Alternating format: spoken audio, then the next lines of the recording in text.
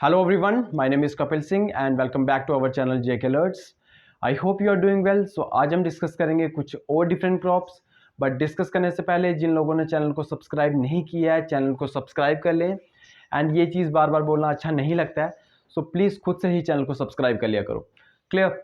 सो जो टॉपिक हमने स्टार्ट किया हुआ स्टेट एंड क्रॉप्स, उसके 2 पार्ट ऑलरेडी अपलोड हो चुके हैं। तो जिन लोगों ने वो वाले पार्ट्स नहीं देखे हैं, आई रिक्वेस्ट कि वो जाके पहले उन पार्ट्स को देखिए, क्योंकि ऑलरेडी हम बहुत सारी क्रॉप्स उनमें डिस्कस कर चुके हैं और किस तरह से क्वेश्चन बन सकता है एग्जाम में वो भी डिस्कस कर चुके हैं।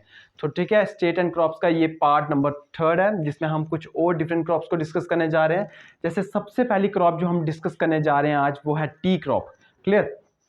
तो सबसे पहले ही एग्जाम में क्या क्वेश्चन बन सकता है टी से रिलेटेड, कि टी जो है वो कौन सी क्रॉप है, खारिफ क्रॉप है, राबी क्रॉप है, जेद क्रॉप है, या कैश क्रॉप है। ठीक है, तो आपको पता है टी की कल्टीवेशन क्यों की जाती है। टी की कल्टीवेशन इसलिए की जाती है ताकि बेसिकली हम इसको मार्केट में सेल कर सकें और हमें प्रॉफिट अर्न हो। ठीक है, तो प्रॉफिट अर्न करने के मोटिव से बेसिकली टी की कल्टीवेशन की जाती है, इसलिए जो टी क्रॉप है ये एक कैश क्रॉप है। क्लियर। तो ये एग्जाम में क्वेश्चन बन सकता है, ये बहुत इंपॉर्टेंट है। नेक्स्ट बात करते हैं कि किस तरह की क्लाइमेटिक कंडीशन चाहिए टी की कल्टीवेशन के लिए। ठीक है, तो यहाँ पे मैंने लिखा हुआ है। ठीक है, आप इनके नोट्स भी बना सकते हैं। ये बहुत ज़्यादा इंपॉर्टेंट फैक्ट्स जो मैं आपको करवाता हूँ, ये बहुत ज़्यादा इंपॉर्टेंट फैक्ट्स हैं। ये किसी ना किसी एग्जाम में पूछे ही जाते हैं, मतलब किसी फॉर्म में भी पूछे जाते हैं। ठीक है, सो किस तरह की क्लाइमेटिक कंडीशन चाहिए उसके बारे में बात करें तो इस टी की कल्टीवेशन के लिए जो क्लाइमेटिक कंडीशन चाहिए वो है moderately humid and hot climatic conditions. कहने का मतलब ये हुआ कि एक तो इसकी कल्टीवेशन के लिए हॉट क्लाइमेट चाहिए, ठीक है, गर्मी वाला मौसम चाहिए थोड़ा, एंड थोड़ा सा ह्यूमिड क्लाइमेटिक कंडीशन भी चाहिए। कहने का मतलब ये हुआ कि ह्यूमिडिटी भी चाहिए, बट ह्यूमिडिटी ज़्यादा नहीं चाहिए। ठीक है, मॉडरेट लेवल पे चाहिए। क्लियर। तो ये क्लाइमेटिक कंडीशन चाहिए टी की कल्टीवेशन के लिए। आई होप आपको क्लियर हुआ होगा। ठीक है, अब बात करते हैं टाइमिंग की टी की कल्टीवेशन की टाइमिंग क्या है, मतलब कब इसकी कल्टीवेशन की जाती है। तो एक तो है अप्रैल से जून। ठीक है, इस टाइमिंग में टी की कल्टीवेशन की जाती है। दूसरी है सितंबर से अक्टूबर या अक्टूबर से नवंबर। ठीक है, दूसरी ये टाइमिंग है जब टी की कल्टीवेशन की जाती है। ठीक है, और इसकी कल्टीवेशन जब की जाती है तो थोड़ी मात्रा में ही इरिगेशन चाहिए होती है, ज़्यादा मात्रा में हमें इसको पानी देने की कोई ज़रूरत नहीं होती है। ठीक है, adequate amount of basically irrigation चाहिए होती है। क्लियर। अब बात करते हैं कि अगर ज़्यादा बारिश हो जाए, ठीक है, तो क्या होगा, तो टी की कल्टीवेशन मतलब एक तरह की ख़राब हो जाएगी। तो ज़्यादा हैवी रेन, मतलब हैवी रेन जो है वो अवॉइड करनी चाहिए। ठीक है, तो मतलब ज़्यादा जब हैवी रेन हो रही हो, जिस मौसम में ज़्यादा हैवी रेन हो रही हो उस मौसम में, ठीक है, टी की कल्टीवेशन नहीं की जानी चाहिए। क्लियर, ये अवॉइड करना चाहिए। अब बात करते हैं कि किस तरह की सॉइल, ठीक है, सूटेबल है टी की कल्टीवेशन के लिए। तो लोमी सॉइल जो है, बेसिकली लोमी सॉइल में टी की कल्टीवेशन जो है वो ज़्यादा फ्लरिश करती है, ज़्यादा थ्राइव करती है। ठीक है, ज़्यादा अच्छी खेती होती है टी की। अब बात करते हैं एक और, मतलब वो सॉइल जिसमें आयरन का कंटेंट और ह्यूमस ज़्यादा हो, वो भी बेस्ट सॉइल मानी जाती है टी की कल्टीवेशन के लिए। बहुत ज़्यादा इंपॉर्टेंट बात है। ठीक है, कि जिस सॉइल में ह्यूमस ज़्यादा होगा, आयरन ज़्यादा होगा, ठीक है, वो बेस्ट मानी जाती है सॉइल की कल्टीवेशन के लिए। क्लियर। एक और बात, और जिस सॉइल में, ठीक है, ज़्यादा प्रोपोर्शन हो पोटैश एंड फॉस्फोरस का। कहने का मतलब जिस सॉइल में पोटैश मतलब पोटेशियम और फॉस्फोरस, ठीक है, इनका अमाउंट ज़्यादा होता है, अच्छी मात्रा में अगर आज सॉइल में ये दोनों पाए जाते हैं, ठीक है, तो इनकी वजह से एक स्पेशल फ्लेवर मिलता है टी को। जैसे आपने दार्जिलिंग की चाय सुना होगा। ठीक है, दार्जिलिंग की चाय जो है बेसिकली इसी चीज़ के लिए फेमस है। उसका जो फ्लेवर है वो बिल्कुल डिफरेंट है, क्योंकि जिस मिट्टी में उसकी कल्टीवेशन होती है उसमें potash, that is potassium and phosphorus, वो अच्छी खासी मात्रा में होता है। ठीक है, तो एक स्पेशल फ्लेवर देता है इस चाय को, ये दो, पोटेशियम एंड फॉस्फोरस। ठीक है, तो अब बात करते हैं कि कौन कौन सी जो है मेजर टी प्रोड्यूसिंग स्टेट्स हैं, मतलब कहाँ कहाँ जो टी की कल्टीवेशन होती है। क्लियर। तो सबसे पहले जो सबसे लार्जेस्ट प्रोड्यूसर है टी का वो है असम। ठीक है, असम सबसे ज़्यादा, मतलब टी की कल्टीवेशन सबसे ज़्यादा असम में की जाती है। क्लियर। दूसरी नंबर पे है वेस्ट बंगाल, बट वेस्ट बंगाल में सबसे ज़्यादा टी किस डिस्ट्रिक्ट में कह सकते हैं आप, मतलब किस डिस्ट्रिक्ट में प्रोड्यूस की जाती है, वो है दार्जिलिंग। आपको पता होगा नेपाल के बिल्कुल साइड में है। ठीक है, दार्जिलिंग वाला। और दार्जिलिंग में ऐसे लोग हैं जहाँ पे थोड़ी बहुत नेपाली भी बोली जाती है। क्यों? क्योंकि जो दार्जिलिंग एरिया है, ठीक है, वो नेपाल के बिल्कुल आसपास है। ठीक है, तो दार्जिलिंग का जो दार्जिलिंग जो है वो वेस्ट बंगाल में, और वेस्ट बंगाल भी चाय के लिए मशहूर है। दार्जिलिंग की वजह से। क्लियर। फिर है तमिलनाडु, तमिलनाडु में भी अच्छी खासी टी की कल्टीवेशन होती है। फिर है केरला और फिर है त्रिपुरा। ठीक है, तो ये 5 मेजर टी प्रोड्यूसिंग स्टेट्स हैं, that is Assam, West Bengal, Tamil Nadu, Kerala and Tripura. ठीक है, और वेस्ट बंगाल में जैसे मैंने आपको बताया दार्जिलिंग में बहुत ज़्यादा चाय होती है। और वो जो चाय है, दार्जिलिंग की जो चाय है बेसिकली उसका फ्लेवर ही बिल्कुल डिफरेंट है। ठीक है, और मैंने आपको बताया क्यों, पोटेशियम फॉस्फोरस की वजह से। ठीक है, अब बड़ी सारी चाय हैं, बड़ी सारी स्टेट्स की चाय हैं जिनको जीआई टैग मिला हुआ है। और मैं आपको बता दूं कि इंडिया में सबसे पहले जीआई टैग दार्जिलिंग की टी को मिला था। ये बहुत ज़्यादा इंपॉर्टेंट बात है। इंडिया में सबसे पहले जिसको जीआई टैग मिला था वो थी टी, और वो थी दार्जिलिंग की टी। ठीक है, ये आपको बात याद रखनी है। अब बात करते हैं कि कौन कौन सी टी हैं जिनको जीआई टैग मिला हुआ है। जैसे दार्जिलिंग ब्लैक टी, दार्जिलिंग की एक ब्लैक टी है जिसको जीआई टैग मिला हुआ है। ये बहुत ज़्यादा इंपॉर्टेंट बात है। ठीक है, दार्जिलिंग की एक ब्लैक टी है जिसको जीआई टैग मिला हुआ है। एक है कांगड़ा टी, कांगड़ा आपको पता है हिमाचल प्रदेश में, तो कांगड़ा की टी को भी क्या मिला हुआ है, जीआई टैग मिला हुआ है। एक है green tea and white T of Darjeeling, Darjeeling की एक ग्रीन टी और व्हाइट टी है, इसको भी जीआई टैग मिला हुआ है। ठीक है, तो ये थे कुछ इंपॉर्टेंट फैक्ट्स जो टी से रिलेटेड एग्जाम में पूछे जा सकते हैं। अब नेक्स्ट क्रॉप है कॉफी। तो कॉफी से एग्जाम में क्या क्वेश्चन पूछा जा सकता है, सबसे पहले तो यही पूछा जा सकता है कि किस तरह की क्रॉप है कॉफी। ठीक है, आपको पता है कि कॉफी की कल्टीवेशन क्यों की जाती है, ताकि हम कॉफी को बाजार में मार्केट में सेल कर सकें और उससे हमें प्रॉफिट अर्न हो। ठीक है, तो जो भी क्रॉप्स को हम मार्केट में सेल करते हैं प्रॉफिट अर्न करने के मोटिव से, क्लियर, उनको हम कैश क्रॉप कहते हैं। तो कॉफी भी एक कैश क्रॉप है, और जो टी थी वो भी कैश क्रॉप थी। क्लियर। अब बात करते हैं कि किस तरह की सॉइल चाहिए कॉफी की कल्टीवेशन के लिए। तो मैं आपको बता दूं, ऐसी सॉइल चाहिए जो फ्राइबल हो। फ्राइबल का मतलब होता है ब्रेकेबल, मतलब बुरबुरी, हाथ में लेते ही टूट जाए। ठीक है, इस तरह की सॉइल चाहिए। उस सॉइल में बहुत ज़्यादा प्लांट न्यूट्रिएंट्स होने चाहिए। प्लांट्स न्यूट्रिएंट्स के साथ साथ में उसमें प्लेंटी ऑफ ह्यूमस होना चाहिए, मतलब बहुत ज़्यादा मात्रा में ह्यूमस होना चाहिए। और उस सॉइल का जो नेचर है वो एसिडिक होना चाहिए। कहने का मतलब उस सॉइल का पीएच 4.5 से 6.5 के बीच में लाई करना चाहिए, मतलब स्लाइटली वो एसिडिक नेचर की होनी चाहिए, जिस तरह की सॉइल चाहिए कॉफ़ी की कल्टीवेशन के लिए। ठीक है, ये बहुत ज़्यादा इंपॉर्टेंट बात है। ठीक है, अब बात करते हैं कि किस मतलब टाइमिंग क्या है, कॉफ़ी की प्रोडक्शन की टाइमिंग क्या है, कब कॉफ़ी की कल्टीवेशन की जाती है। तो मेनली जून से दिसंबर। Clear, planting starts from June से दिसंबर, इसके बीच में कभी भी कॉफ़ी की कल्टीवेशन की जा सकती है। ठीक है, अब बात करते हैं कि किस तरह की क्लाइमेटिक कंडीशन चाहिए। मैं आपको बता दूं कि इंडिया की जो कॉफ़ी ग्रोइंग रीजन्स हैं, मतलब जहाँ पे कॉफ़ी प्रोड्यूस की जाती है, ठीक है, वहाँ पे डाइवर्स क्लाइमेटिक कंडीशंस हैं, मतलब डिफरेंट क्लाइमेटिक कंडीशंस हैं वहाँ पे। ठीक है, वैरायटी ऑफ क्लाइमेटिक कंडीशंस हैं वहाँ पे। तो मैं आपको बता दूं कि डाइवर्स क्लाइमेटिक कंडीशन होने के कारण, ठीक है, होता क्या है कि डिफरेंट कॉफ़ी की वेराइटीज हम वहाँ पे ग्रो कर सकते हैं। ये बहुत इंपॉर्टेंट बात है। India's coffee growing regions have diverse climatic conditions which are well suited for cultivation of different varieties of coffee. तो diverse climatic condition होने के कारण different varieties की coffee produce की जा सकती है। क्लियर। अब मैं आपको बता दूं, जैसे हाई एलिवेशन जो लैंड होती है, ठीक है, हाई एलिवेशन मतलब जैसे थोड़ा पहाड़ टाइप, ठीक है, वो बेसिकली देखो मैं आपको बता दूं दो तरह की कॉफ़ीज होती हैं। वैसे तो बड़ी तरह की कॉफ़ीज होती हैं, बट मेनली इंडिया में जो पाई जाती हैं वो है अरेबिका और रोबस्टा। ठीक है, अरेबिका और रोबस्टा।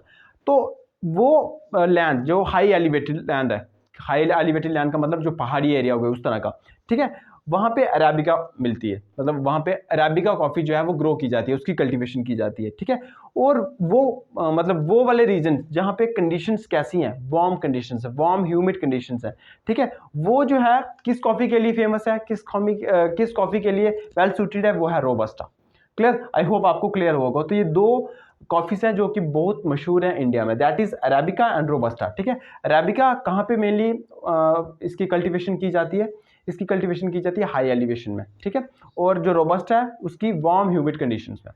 क्लियर। अब बात करते हैं मेजर कॉफ़ी प्रोड्यूसिंग स्टेट्स की, कौन कौन सी स्टेट्स हैं जहाँ पे कॉफ़ी प्रोड्यूस की जाती है, ठीक है, ज़्यादा मात्रा में की जाती है। सबसे पहला है कर्नाटक, कर्नाटक का लार्जेस्ट प्रोड्यूसर है, सबसे ज़्यादा कॉफ़ी प्रोड्यूस की जाती है कर्नाटक में। ठीक है, बाद में आती है केरला, केरला में कॉफ़ी प्रोड्यूस की जाती है, तमिलनाडु में और आंध्र प्रदेश में। तो ये चार मेजर कॉफ़ी प्रोड्यूसिंग स्टेट्स हैं। ठीक है, अब बड़ी सारी कॉफ़ीज़ हैं जिनको जीआई टैग मिला हुआ है। ठीक है, तो आपको उनके नाम याद रखने, जैसे मॉनसून मालाबार अरेबिका कॉफ़ी, ठीक है, मालाबार जो है वो केरला में है। ठीक है, ये जो कॉफ़ी है जो है केरला की है। ठीक है, मॉनसून मालाबार रोबस्टा कॉफ़ी, ठीक है, ये भी बहुत इंपॉर्टेंट है, इसको भी जीआई टैग मिला हुआ है। फिर बात करते हैं कुर्ग अरेबिका कॉफ़ी, ठीक है, ये कर्नाटक की है। ठीक है, कुर्ग एक जगह का नाम है कर्नाटक में।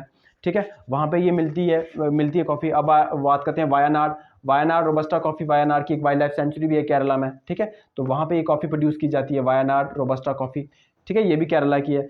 अब बात करते हैं चिकमंगलूर। चिकमंगलूर जो है अरेबिका कॉफ़ी, ये कर्नाटक में है, ठीक है। अराकू वैली अरेबिका कॉफ़ी, और ये आंध्र प्रदेश में पाई जाती है। तो ये जितनी भी कॉफ़ीज़ हैं यहाँ पे, इन सबको जीआई टैग मिल चुका है, ठीक है। और दो मेनली टाइप की कॉफ़ीज़, जो वैरायटी ऑफ कॉफ़ी जो मिलती है इंडिया में, वो है अरेबिका एंड रोबस्टा। और रोबस्टा के लिए मेनली वार्म ह्यूमिड कंडीशन चाहिए, क्योंकि मैंने आपको बताया जहाँ जहाँ भी कॉफ़ी ग्रो की जाती है, जिन जिन रीजन में कॉफ़ी ग्रो की जाती है, वहाँ पे डाइवर्स क्लाइमेटिक कंडीशंस हैं, ठीक है। डाइवर्स क्लाइमेटिक कंडीशन होने के कारण वेराइटीज़ ऑफ कॉफ़ी वहाँ पे कल्टीवेट की जा सकती हैं, ठीक है। इसलिए बड़ी तरह की जो कॉफ़ीज़ हैं इंडिया में पाई जाती हैं। अब बात करते हैं कार्डिमम की। कार्डिमम मीन्स इलायची। इंडिया में ऐसा कोई घर नहीं होगा जहाँ पे आपको इलायची नहीं मिलेगी, मतलब हर एक घर में आपको इलायची मिलेगी, हर एक घर में। अब इसके यूज़ की बात करें तो इसके अनगिनत यूज़ हैं। जैसे मैं आपको सबसे कॉमन यूज़ बताता हूँ। जैसे बड़े सारे लोगों को इलायची वाली चाय बहुत पसंद होती है, मतलब बहुत सारे लोग इंडिया में खासकर, ठीक है, कार्डिमम अपनी चाय में ऐड करते ही करते हैं, ठीक है। तो बेसिकली जैसे ही कार्डिमम चाय में ऐड की जाती है तो ये एक अपना फ्लेवर ऐड कर देती है टी में, ठीक है। तो बहुत सारे लोग पसंद करते हैं इलायची वाली चाय। दूसरे यूज़ की बात करूं तो अगर मैं नॉर्थ इंडिया और साउथ इंडिया के बीच में कंपैरिजन करूं, ठीक है, तो साउथ इंडिया में बहुत ज़्यादा मसाले यूज़ किए जाते हैं कुछ भी चीज़ बनाने में, ठीक है। कोई भी जब फूड वो बनाते हैं तो बहुत ज़्यादा मसाले यूज़ करते हैं। तो कार्डिमम जो है एक तरह मसाले की तरह पे यूज़ की जाती है। कहने का मतलब जब भी वो कुछ बनाएंगे, चाहे दाल बनाएंगे चाहे चिकन बनाएंगे, तो कार्डिमम ऐड करेंगे, ठीक है, दालचीनी ऐड करेंगे, ब्लैक पेपर ऐड करेंगे, और भी बहुत कुछ ऐड करते हैं, ठीक है। तो मसाले की तरह भी यूज़ किया जाता है। नॉर्थ इंडिया में भी किया जाता है, बट इतना नहीं किया जाता जितना साउथ इंडिया में किया जाता है, और बाहर वाली कंट्रीज़ में भी किया जाता है। क्लियर। अब बात करते हैं और तीसरा यूज़, जैसे तीसरा एक और यूज़ है इसका कि जब कभी भी आपको लग रहा है कि आपका माउथ फ्रेश नहीं है, ठीक है, तो वैसे तो जनरली लोग क्या करते हैं, च्युइंगम डाल लेते हैं मुंह में, ठीक है। सो आप क्या कर सकते हैं, कार्डिमम यूज़ कर सकते हैं। एक अच्छा ऑप्शन है ये। इससे होगा क्या कि जैसे ही आप कार्डिमम अपने मुंह में डालेंगे, ठीक है, एक तो आपका माउथ फ्रेश लगेगा आपको, ठीक है, एंड अच्छी एक स्मेल आएगी आपके माउथ से, ठीक है। तो बहुत अच्छा ऑप्शन है कार्डिमम। आप 2 से 3 कार्डिमम अपनी पॉकेट में रख सकते हैं। क्लियर। जब कभी भी आपको लगा कि आपका माउथ फ्रेश नहीं है, ठीक है, आप इसका यूज़ कर सकते हैं।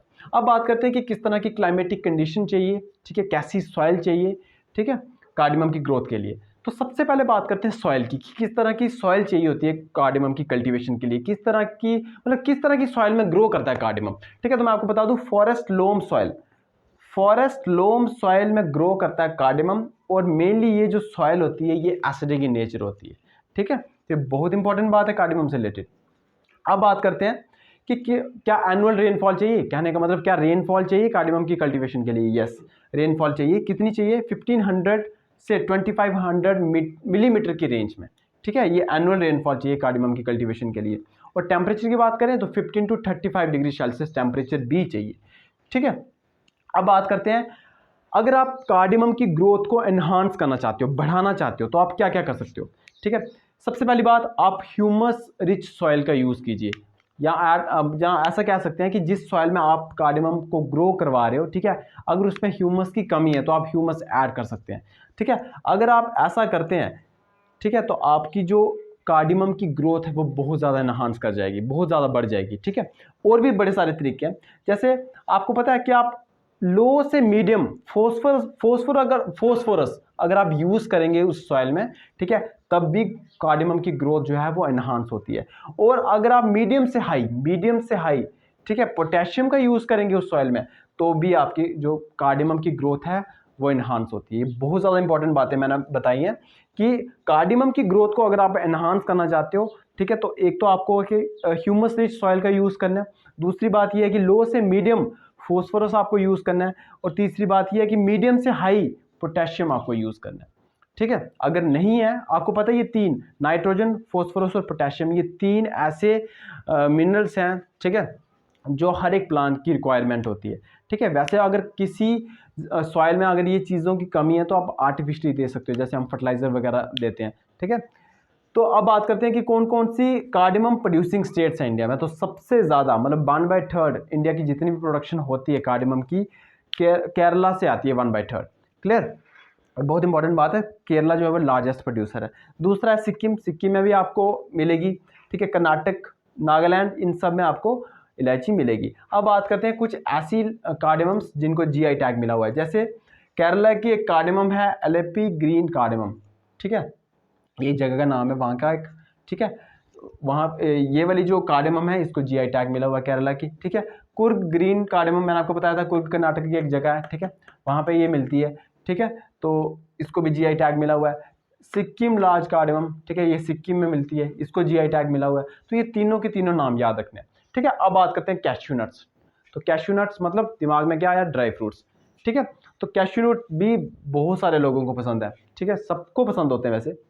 अब बात करते हैं कि किस तरह की सॉइल चाहिए इसकी कल्टीवेशन के लिए एंड ऑल।